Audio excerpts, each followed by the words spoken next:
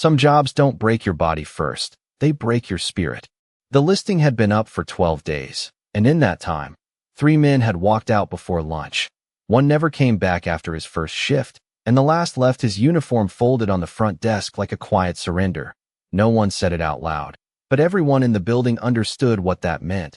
The job wasn't just difficult, it was the kind that stayed with you, followed you home, sat heavy in your chest when the lights went out. And still, on a gray Tuesday morning, Marcus Hale stepped through the revolving glass doors with a worn backpack over one shoulder and a paper coffee in his hand. Black, no sugar, the kind you drink when sweetness isn't something you expect from the day. He paused just inside the lobby, not long, just enough to take in the scale of the place. Marble floors polished so clean they reflected the ceiling lights like still water, the low hum of voices, heels tapping in precise rhythm, screens glowing with numbers that moved too fast for most people to understand. And somewhere above it all, behind tinted glass and quiet authority, was Evelyn Cross, the woman who owned all of it.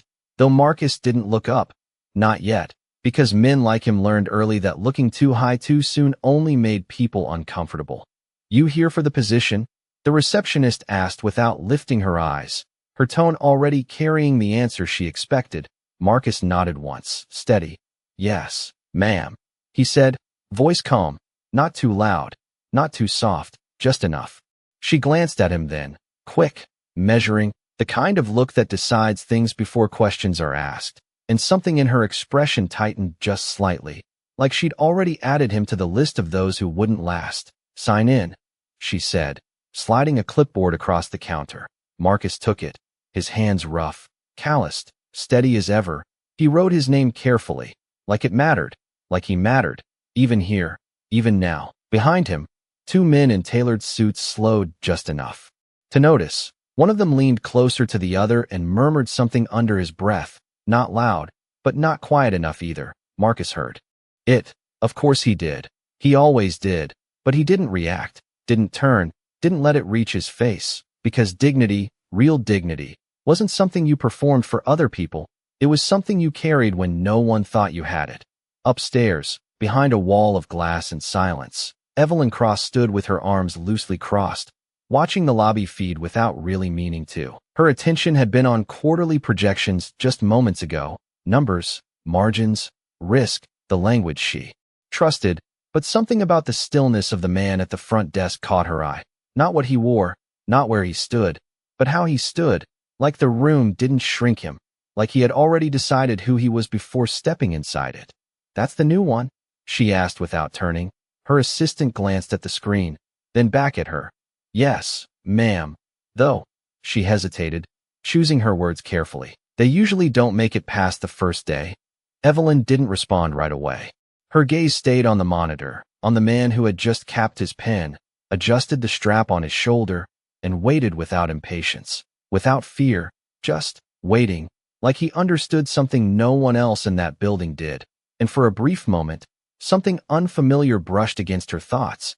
Not curiosity, not yet, but something close enough to make her pause.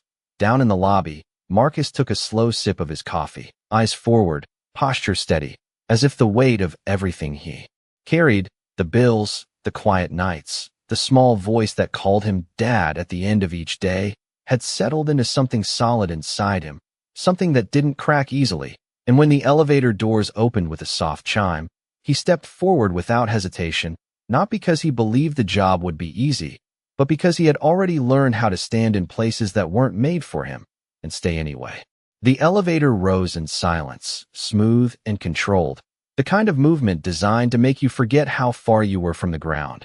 Marcus stood near the back, not leaning, not shifting, just steady, his reflection faint in the brushed steel walls, eyes forward, while the others around him checked phones, adjusted ties, avoided looking at him for too long, because noticing him would mean acknowledging him, and that was not something people in buildings like this did easily. When the doors opened on the 28th floor, a woman in a slate gray blazer waited with a tablet held close to her chest, her posture precise, her expression already set somewhere between efficiency and disinterest. "Marcus Hale," she said without greeting. He nodded once. "Yes, ma'am." She turned and began walking immediately, expecting him to follow.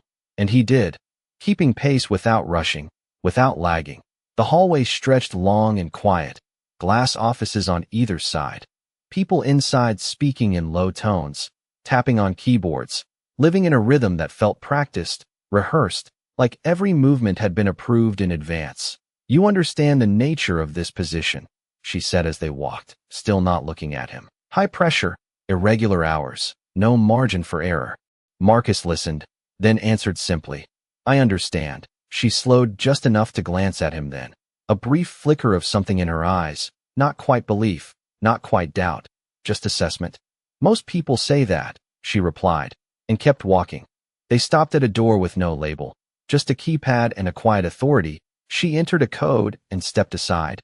"This is your responsibility," she said, and for the first time, her voice carried a hint of something else, something like warning. Marcus stepped inside. The room was colder than the hallway, not just in temperature but in feeling. Rows of equipment lined the walls, screens displaying streams of data, numbers shifting, systems running in constant motion. A low hum filled the space, steady but heavy, like something breathing just beneath the surface. "This system supports multiple divisions," she continued from the doorway. "When it fails, everything slows down. Sometimes everything stops." Marcus nodded once, taking it in. Not overwhelmed, not impressed, just present. "What happened to the last guy?" he asked, not out of curiosity, but because clarity mattered. She hesitated for half a second, then answered flatly, "He stopped showing up." And with that, she turned and left, the door closing behind her with a soft click that sounded louder than it should have. Marcus stood there alone for a moment, listening to the hum, watching the screens, feeling the weight of a place that had already pushed others out. He set his backpack down carefully, unzipped it, and pulled out a small, worn notebook, edges softened from use, pages filled with tight, careful handwriting, notes, diagrams, reminders, things learned the hard way. He placed it beside the main console, not like a crutch, but like a tool, something steady in a room that was anything but. Hours passed in quiet work. No one came in, no one checked on him, which was its own kind of test, the kind where absence spoke louder than pressure. And still, Marcus moved through the systems with patience, reading before acting, observing before changing, because rushing was how things broke. And he had learned long ago that fixing something meant understanding it first. Somewhere above, Evelyn Cross glanced at the system reports on her screen, expecting to see the usual early errors, the subtle signs that a new hire was already slipping. But the numbers held steady, not perfect, not yet, but stable. And that was new. She did not smile. She did not react, but her eyes lingered just a second longer than they needed to, as if something quiet had shifted, something small enough to ignore, but not small enough to disappear. By mid-afternoon, the rhythm of the room had settled into something almost predictable. The low hum of the machines, the soft flicker of data across the monitors, the occasional shift in airflow that brushed lightly against Marcus's sleeves. And still, nothing about the work felt easy. It only felt quiet, the kind of quiet that waited for mistakes. He stood at the main console, one hand resting lightly on the edge, eyes moving across the system logs, not rushing, never rushing, because speed, without understanding, was just another way to fail, and he had seen enough of that in places far less polished than this one. A notification blinked in the corner of the screen, subtle, easy to ignore if you were not paying attention.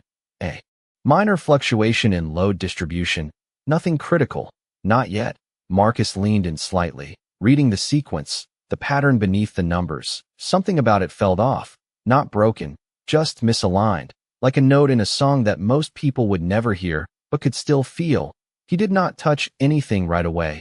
Instead, he watched, letting the system show him what it was trying to do, where it hesitated, where it compensated, because systems, like people, revealed themselves if you gave them enough time. Outside the room, the floor carried on as usual, conversations layered over each other, footsteps measured, confident, unaware that anything beneath them might be shifting. A junior analyst passed by the glass door, glanced in for a second, then kept walking. Later he would say he saw the new guy just standing there, doing nothing.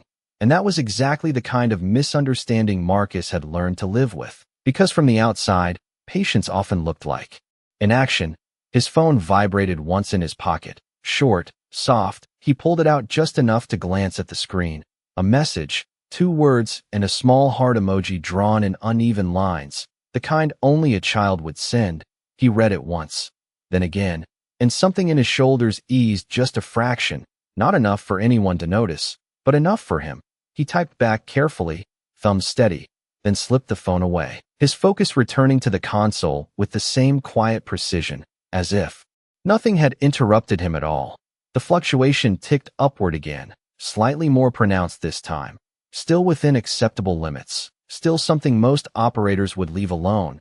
But Marcus did not believe in waiting for problems to introduce themselves fully. He reached for the keyboard, not fast, not hesitant, just deliberate, entering a sequence of commands to isolate the process, his movements economical. No wasted motion, the way you work when you have learned everything the hard way, when every mistake has a cost you remember.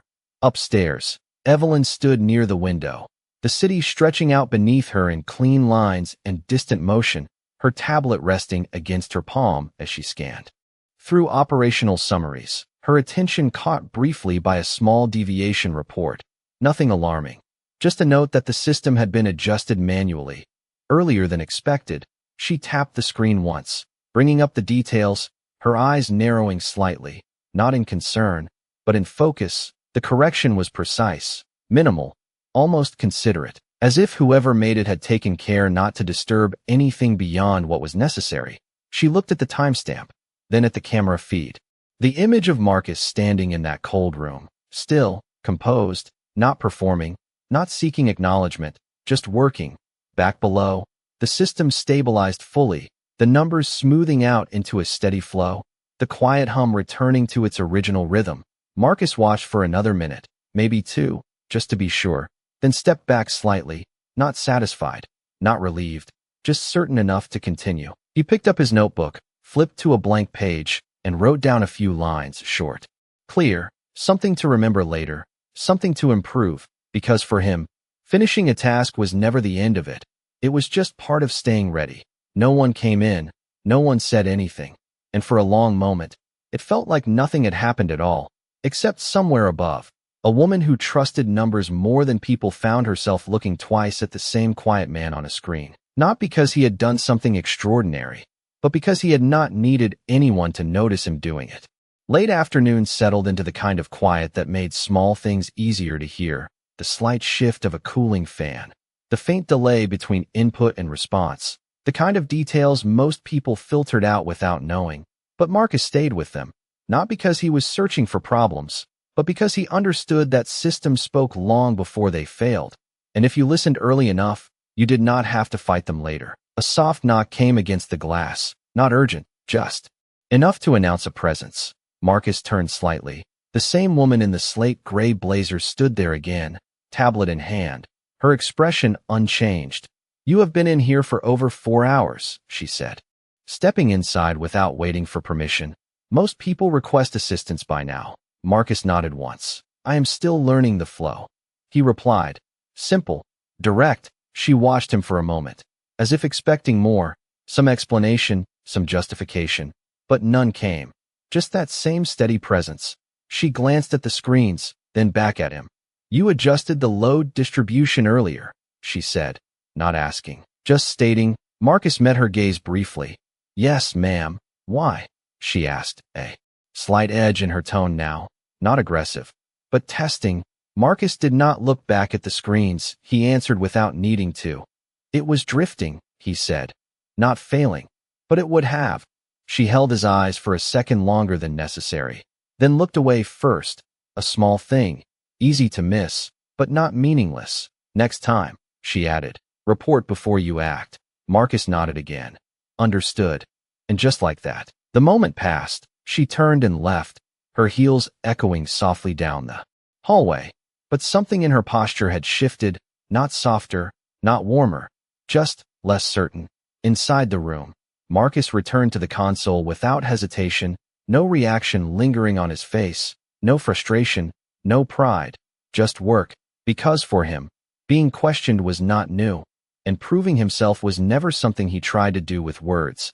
the system continued to run smoothly. The earlier fluctuation now a quiet memory in the logs. But as the hours stretched toward evening, a different pattern began to form, slower, deeper in the system. Not a spike, not a warning, just a subtle drag, like something pulling against the current. Marcus noticed it the way you notice a change in the air before a storm, not visible, but present. He leaned in again, eyes scanning, tracing the connections, the dependencies, understanding where pressure built and where it might break. He did not rush to fix it. Not yet. Because this was not the kind of problem you corrected with a quick adjustment. This was the kind that required patience, the kind that revealed whether you truly understood what you were responsible for. Upstairs, Evelyn sat at the long conference table, voices around her discussing projections and timelines. But her attention drifted for a brief moment to the data feed open on the edge of her screen. A slight irregularity, nothing anyone else had flagged. Her fingers paused against the glass surface of the table, just for a second, then continued as if nothing had interrupted her. But the thought remained, quiet, persistent. Back below, Marcus stepped away from the console for the first time in hours, just long enough to stretch his shoulders, to take a slow breath, his gaze moving once around the room, not searching, just grounding himself. Then he returned to the screen, to the work, to the steady rhythm he had built in a place that had already pushed others out. And as the light outside the building began to fade, the room grew colder, quieter, waiting, as if it knew something more was coming, and only one person inside it was listening closely enough to hear it before it arrived. The shift from quiet tension to real pressure did not happen all at once. It arrived slowly, almost politely, like something asking permission before it took over. The deeper system lag Marcus had been tracking began to spread across multiple nodes, not enough to trigger alarms yet, but enough to change the rhythm of the entire network, requests taking a fraction longer, responses stacking just slightly behind schedule, the kind of delay most people would blame on traffic or coincidence. But Marcus saw the pattern forming, saw how one small imbalance could cascade if left alone. He leaned closer to the console, fingers hovering above the keyboard, not moving yet, because this was no longer about a single adjustment. This was about understanding the weight of the whole system. A notification finally appeared, subtle but official, flagged by the internal monitoring system, and within seconds, the calm outside the room began to fracture. Footsteps in the hallway quickened, voices sharpened just a degree. Not panic, but awareness, the kind that spread fast in environments where failure carried a cost no one wanted to own. The door opened without a knock this time. The woman in gray returned, her pace faster, her tone tighter. "We are seeing latency across 3 divisions," she said, stepping inside, eyes moving across the screens. "Is this contained?" Marcus did not turn immediately. He watched the data 1 second longer, then answered, "Not yet." Honest, direct. She frowned slightly. "Then fix it." The words came quick, practiced, the kind of command that assumed urgency created clarity. Marcus finally turned to face her, not defensive, not rushed, just steady. "If I rush it, I will move the problem, not solve it," he said, and for a moment, the room held still around that sentence. She stared at him, measuring again, weighing authority against something she could not quite define. Then her jaw tightened just slightly. "You have 10 minutes before this escalates," she replied, and stepped back, staying near the door this time. Watching, Marcus returned to the console, and now his hands moved, not fast, but certain, isolating the processes, tracing the origin of the drag, not where it showed, but where it began, because symptoms were easy, causes were not. He rerouted a minor load, just enough to relieve pressure without shifting the strain elsewhere, then paused, watching the system respond, not trusting the first result, never trusting the first result. The numbers adjusted, hesitated, then began to settle, not fixed, but stabilizing. He continued, step by step, each action small, deliberate, like placing weight on a surface you did not fully trust. Outside, the hallway grew busier. 2 engineers stopped near the glass, watching through it now, their expressions mixed with curiosity and quiet doubt. One of them whispered something about how long the others had lasted, about how this always went the same way. They expected to see panic, or at least urgency, but inside the room, Marcus did not look like a man trying to save something collapsing. He looked like a man listening. Upstairs, Evelyn's meeting had paused, not officially, but enough that attention shifted. Her screen now displayed the live system status. The same subtle instability Marcus had been tracking. She leaned back slightly in her chair, fingers steepled, eyes focused not just on the data, but on the timing, the response, the absence of visible escalation. Who was on it? She asked quietly. No one answered right away. Then her assistant spoke. The new hire. Evelyn's gaze held on the screen for a moment longer. Then she stood, not abruptly, not dramatically, just enough to signal a change. Continue without me, she said, already moving toward the door.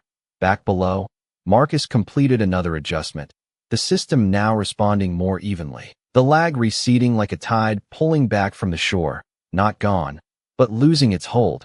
He did not lean back, did not relax. He watched, always watching, because he knew better than to celebrate early. And as the numbers aligned more closely with their expected range, something in the room shifted again. Not relief, not yet, but the beginning of it. Quiet, steady, like a breath finally released after being held too long.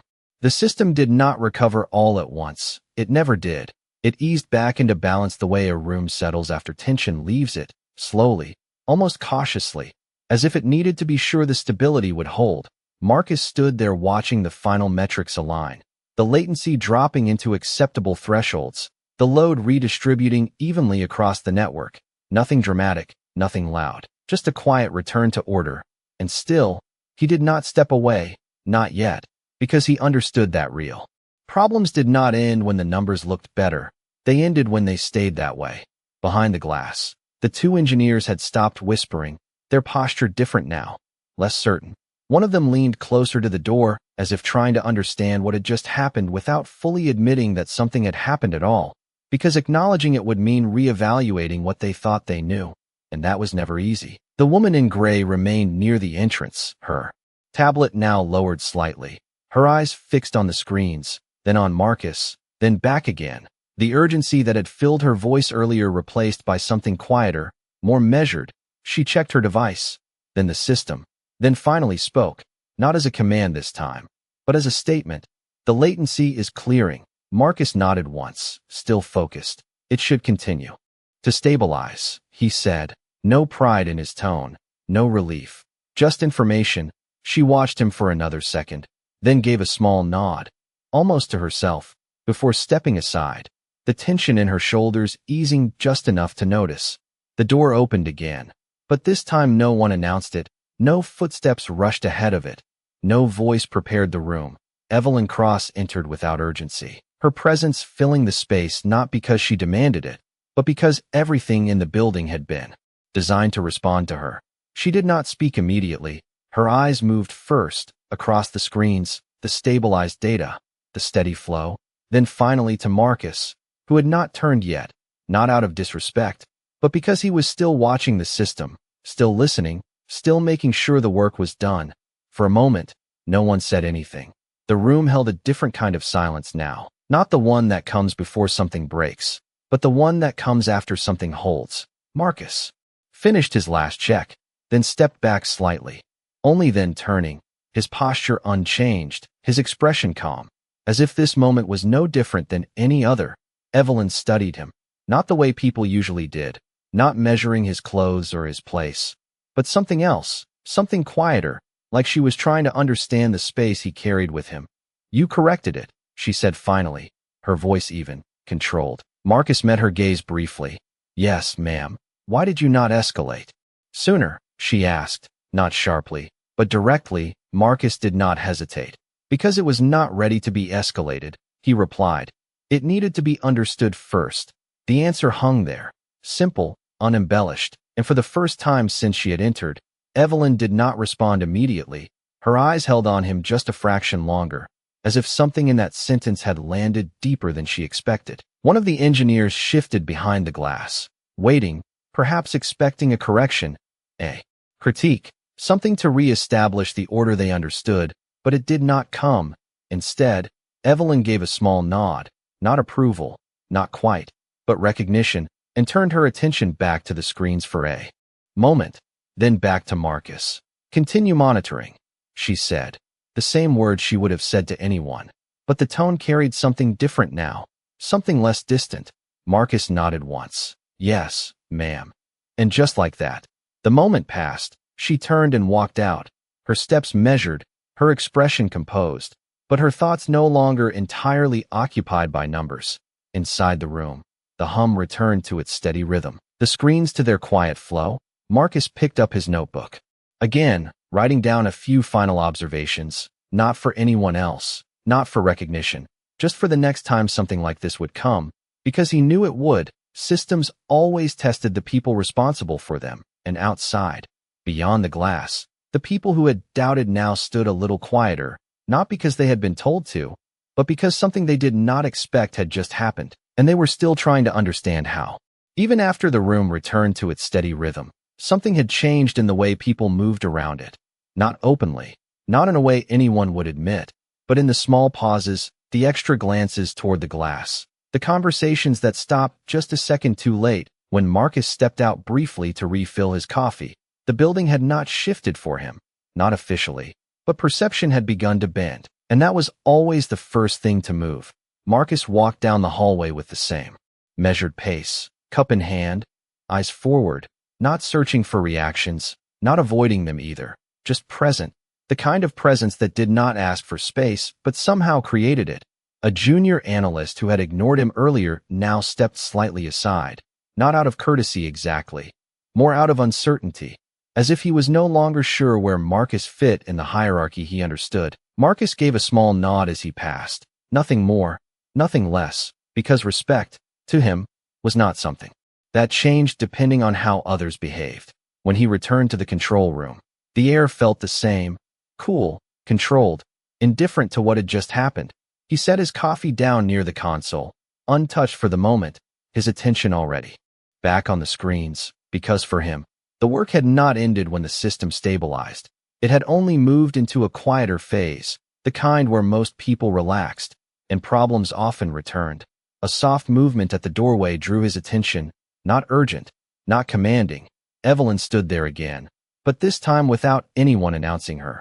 Without the energy of interruption, she stepped inside slowly, her gaze not immediately on the screens, but on him, as if she was observing something she had not quite decided how to define. Marcus noticed her presence, of course he did, but he did not straighten, did not adjust, did not perform awareness. He simply continued what he was doing, finishing a line of notes before closing the notebook and turning slightly, meeting her eyes for a brief moment. "Ma'am," he said, calm, respectful. She inclined her head just slightly in acknowledgement, a small gesture, but intentional. For a second, neither of them spoke, the kind of silence that would have felt uncomfortable in most rooms. But here, it held something else, something closer to clarity. Evelyn stepped closer to the console, her eyes scanning the stabilized data, then shifting to the handwritten notes beside it. She did not pick them up, did not ask, just noticed, and something in that noticing lingered. "You stayed with it," she said finally, her voice quieter than before, less directive, more observational. Marcus nodded once. "It was not finished," he replied, simple, as if there was no other way to approach it. She looked at him again, longer this time, not searching for weakness, not measuring his limits, but something deeper, something harder to categorize. "Most people fix what they are told to fix," she said, almost to herself. Then they stop. Marcus did not respond right away, not because he did not have an answer, but because he did not feel the need to fill the space. And in that pause, something shifted again, subtle but real. Outside the glass, the engineers had moved on, at least in appearance. But one of them glanced back once more, watching the two figures inside the room, the distance between them not measured in steps, but in something else. Something changing. Evelyn straightened slightly, returning to the version of herself the building recognized, composed, precise. "Your shift ends in 2 hours, she said, tone steady again, but not as distant as before. Marcus nodded. "Yes, ma'am." She hesitated for just a fraction of a second, then added, "If anything changes, you report directly." The words were standard, expected, but the way she said them was not. There was no question of whether he could handle it, only an assumption that He would. Marcus met her gaze once more. Understood, he said, and that was enough. She turned to leave, her steps quiet, controlled, but her mind no longer entirely aligned with the routine she had followed for years, because something about the man in that room did not fit into the system she trusted, not the financial ones, not the operational ones, something less measurable, something she could not quantify, and that unsettled her more than any fluctuation ever had. Inside, Marcus picked up his coffee at last, taking a slow sip, eyes already back on the screens, not because he was unaware of what had just shifted, but because for him, the work, the responsibility, the quiet discipline of staying present, that was always the center. Everything else was just noise that came and went. The final hour of his shift arrived without announcement. No clock chimed, no voice reminded him. But Marcus felt it the way he felt everything else in that room.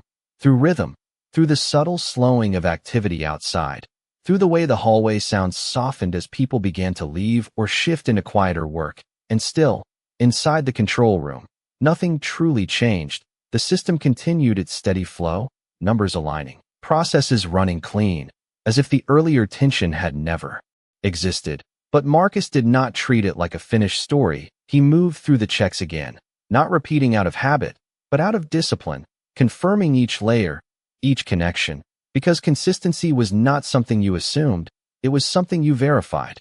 The notebook lay open beside him, filled now with careful lines, not dramatic insights, just observations, adjustments, reminders. The kind of quiet record that never made it into reports but carried more truth than most summaries ever could.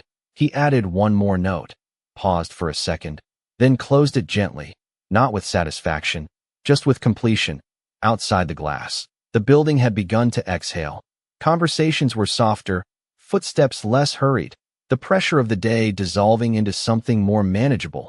But in that softer atmosphere, awareness of him remained, not loud, not direct, just present in the way people glanced without meaning to, the way silence held a fraction longer when he passed, the kind of recognition that did not yet have a name. The door opened once more, and this time Evelyn did not step inside immediately. She stood just at the threshold, watching, not the system, not the data, but him, the way he moved, the way he finished his work without urgency, without display, as if the absence of chaos was simply expected, not earned. She remained there for a moment longer than necessary, then stepped in quietly, the sound of her heels softer than before, or perhaps it was the room that had changed. Marcus noticed her, again without reaction, finishing what he was doing before turning slightly. "Ma'am," he said, the same tone, unchanged from the first time he had spoken it. She inclined her head again, but this time there was something different in the pause that followed, not distance, not hesitation. Something closer to consideration. She looked at the screens, then at the closed notebook, then back at him. "You are done for the day," she said, not as a dismissal, but as a statement of fact. Marcus nodded once. "Yes, ma'am." He reached for his backpack, moving with the same calm precision, not rushing to leave, not lingering to be noticed, just transitioning from one responsibility to the next. Evelyn watched that too, the way he gathered his things. The way nothing about him changed whether he was working or leaving. The same quiet control, the same absence of performance. And something about that unsettled her in a way she could not easily explain, because she had spent years surrounded by people who adjusted themselves constantly, to impress, to secure, to survive. And here was someone who did none of that, not because he could afford not to, but because it simply was not part of him. "Mr. Hale," she said suddenly. The name deliberate, precise. Marcus paused, turning back slightly, waiting, not expectant, just present. She held his gaze for a second, longer than before, as if weighing something she had not planned to say, then asked, "Why did you take this job?" The question was simple, but not casual. Marcus did not answer immediately, not because he needed time to think, but because he chose his words carefully. "Because I needed to," he said finally, his voice even, without apology, without embellishment, just truth. Evelyn studied him, something in her expression shifting again, not softened, not fully, but no longer as distant as it had been when he first walked into the building. She gave a small nod, almost imperceptible, then stepped aside. Clearing the path to the door without saying anything more, Marcus walked past her. With the same steady pace, not looking back, not expecting anything to follow, just leaving the room as he had entered it, quietly, with purpose, and when the door closed behind him, the control room returned to its stillness. But for Evelyn, something remained, not in the system, not in the numbers, but in the space he had occupied, a presence that did not demand attention, but somehow changed the way she saw everything around it. And for the first time in a long while, she stood there without immediately turning back to her screens, as if the silence itself had something to say, and she was finally listening. The building felt different once he stepped outside, not because anything had changed, but because the weight of it no longer rested on his shoulders. The glass doors closed behind Marcus with a soft sound that barely echoed, and just like that, he was back in a world where no one knew what had happened inside those walls. No one saw the systems he had held steady. No one measured his value by the stability he had protected, and that was fine, because he had never needed the world to witness the things that mattered. The evening air carried a mild chill, the kind that settled into your jacket but did not push you away. He adjusted the strap of his backpack and started walking, his steps unhurried, steady, the rhythm of someone who understood that work ended, but responsibility did not. His phone vibrated again, this time longer. He pulled it out. A call. He answered without hesitation, his voice softer now.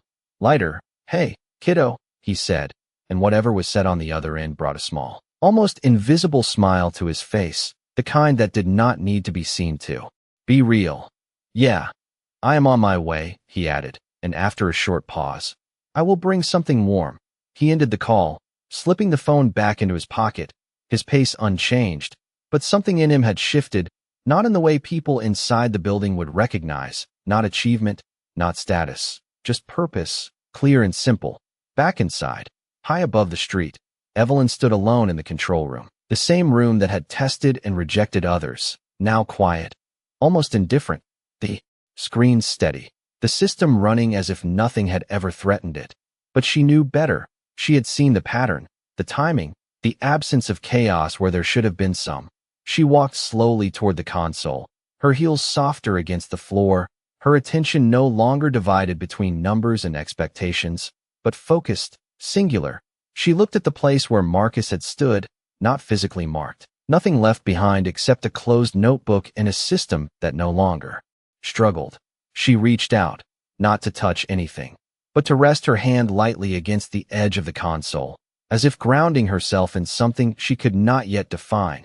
The question she had asked him lingered in her mind, not his answer, but the way he had given it, without performance, without negotiation, just truth. And for someone who had spent years surrounded by strategies and calculated responses, that simplicity felt unfamiliar, almost disruptive. Her assistant's voice came faintly through the open doorway, asking about the next meeting, the next decision, the next move that would keep everything aligned with the structure she had built. Evelyn did not answer immediately, her eyes still on the steady data, on the quiet proof of something done without recognition. And in that pause, something shifted inside her, not dramatic, not visible, just a small realignment, a reconsideration of what strength looked like, of what control truly meant. She turned finally, her posture returning to its usual precision, but her expression carried something new, something less rigid. Reschedule, she said simply, her voice calm, but not distant, and as she walked out of the room, the silence followed her, not empty, but full, like a space that had been cleared of noise for the first time in a long while. Outside, Marcus reached the corner where the streetlights had just begun to glow. He paused only to check the crossing, then stepped forward again, moving into the evening without looking back, because for him, the day had already found its meaning, not in what had been seen, not in what had been said, but in what had been held together quietly, without needing to be acknowledged. And somewhere behind him, in a building built on power and precision, a woman who had everything measured in numbers found herself thinking about something she could not